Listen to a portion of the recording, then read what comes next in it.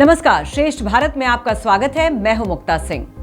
UP के लखनऊ से आज सियासत से जुड़ी बहुत बड़ी खबर सामने आई है। कवित्री मधुमिता शुक्ला हत्याकांड में उम्र कैद की सजा काट रहे पूर्व मंत्री अमरमणि त्रिपाठी और उनकी पत्नी मधुमिता त्रिपाठी को शासन ने रिहा करने का आदेश जारी कर दिया है। दोनों को समय से पहले रिहाई मिलने से यूपी की सियासत में खलबली का माहौल है।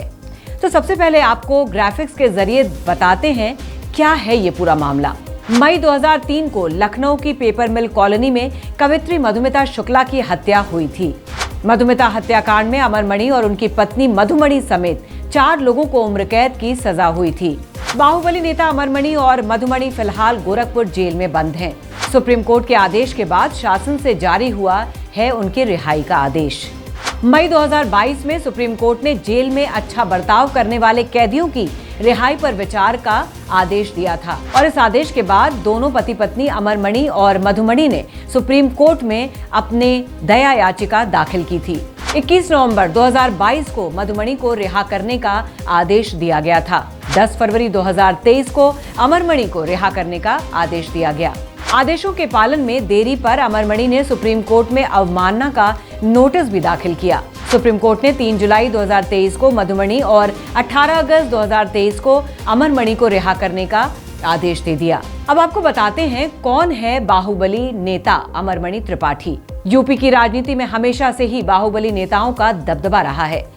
अपने रसूख के दम पर ये बाहुबली नेता किसी भी चुनाव का रुख अपनी तरफ मोड़ने में माहिर होते हैं। पूर्वांचल के ऐसे ही एक कद्दावर नेता हुआ करते थे अमरमणि त्रिपाठी। 1956 में जन्मे अमरमणि त्रिपाठी ने अपराध की दुनिया से राजनीति तक का सफर अपने दम पर तय किया है। अमरमणि की राजनीति में एंट्री से पहले ही उस पर हत्या, मारपीट, किडनैपिंग जैसे कई गंभीर आरोप लग चुके थे। जैसे जैसे अपराध का ग्राफ बढ़ता गया, अमरमणि के नाम की गूंज लखनऊ तक सुनाई देने लगी। पूर्वांचल के डॉन कहे जाने वाले हरिशंकर तिवारी के राजनीतिक वारिस रहे अमरमणि का जलवा कुछ ऐसा था कि सरकार चाहे भाजपा की रही हो या सपा की हो या बसपा की, अमरमणि हर कैबिनेट का जरूरी हिस्सा हुआ करते थे। अमरमणि त्रिपाठी लगातार 6 बार विधायक रहे और वो उन चुनिंदा नेताओं में शामिल हैं जिन्होंने जेल में रहते हुए भी जीत हासिल की। फिलहाल अमरमणि पिछले 20 सालों से गोरखपुर जेल में सलाखों के पीछे अपने गुनाहों की सजा काट रहे हैं। लेकिन अब समय से पहले उनकी रिहाई की खबर से यूपी की सियासत में उथल-पुथल मची हुई है। अब आपको ये भी बताते हैं कि कैसे अमरमणि त्रिपाठी के साम्राज्य का पतन हुआ। करीब 20 साल पहले समय का ऐसा पहिया घुमा कि अमरमणि त्रिपाठी के उल्टे दिन शुरू हो गए। साल 2003 में एक ऐसी घटना घटी जिसने इस बाहुबली का पूरा राजनीतिक करियर चौपट कर दिया।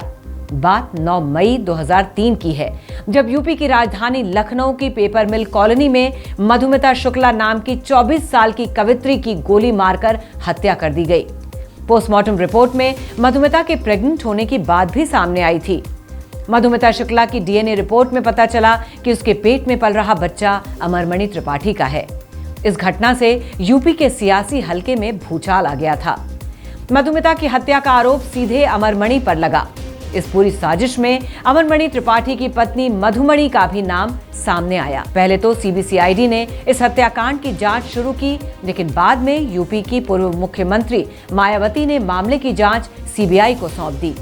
सीबीआई ने अपनी जांच पूरी की और चार्जशीट में अमरमणि त्रिपाठी, उनकी पत्नी मधुमणि, भतीजा रोहित चतुर्वेदी समेत 2 शूटर संतोष राय और प्रकाश पांडे को आरोपी बताया था।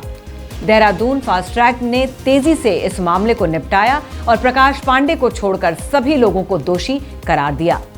सबको उम्र कैद की सजा सुनाई गई, जबकि प्रकाश पांडे को शक के आधार पर बरी कर दिया गया। बाद में मामला नैनीताल हाईकोर्ट पहुंचा। हाईकोर्ट ने 2007 में निचली अदालत के फैसले को बरकरार तो रखा, साथ ही प्रकाश पांडे को भी उम्र कैद की सजा सुनाई। तो आइए जानते हैं कि सीबीआई ने चार्जशीट में क्या कहा। सीबीआई की चार्जशीट के मुताबिक पेपर मिल कॉलोनी में मधुमिता अकेली रहती थी, साथ में उनका नौकर देशराज भी रहता था। घटना वाले दिन शूटर संतोष राय और प्रकाश पांडे मधुमिता के घर सुबह के वक्त पहुंचते हैं। मधुमिता उन दोनों के साथ कमरे में बैठकर बातचीत कर रही होती है, जबकि देशराज किचन में चाय बना रहा होता है और इसी दौरान गोली चलने की आवाज आती है। देशराज दौड़कर जब कमरे में पहुंचता है तो बिस्तर पर लहूलुहान हालत में मधुमिता पड़ी मिलती है। संतोष राय और प्रकाश पांडे वहां से रफू चक्कर हो जाते हैं।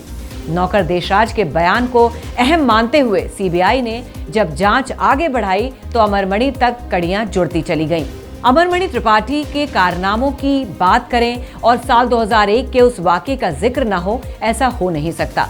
उस समय केंद्र में अटल बिहारी वाजपेयी की सरकार थी और यूपी में राजनाथ सिंह मुख्यमंत्री हुआ करते थे।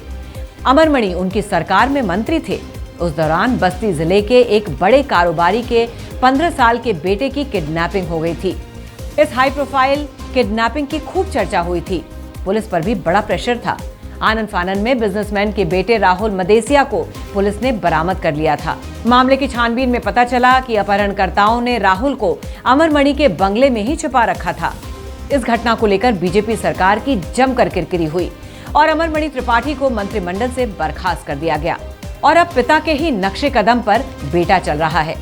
महाराजगंज की नौतनवा सीट से चुनाव जीतते आ रहे अमरमणि त्रिपाठी ने 2007 में जेल के अंदर से चुनाव लड़ा। इस बार वो लक्ष्मीपुर सीट से उतरे और जीत हासिल की। हालांकि हाईकोर्ट से सजा मिलने के बाद अमरमणि की राजनीतिक सक्रियता धीरे धीरे कम होने लगी और अब पूरी तरह से खत्म हो गई है।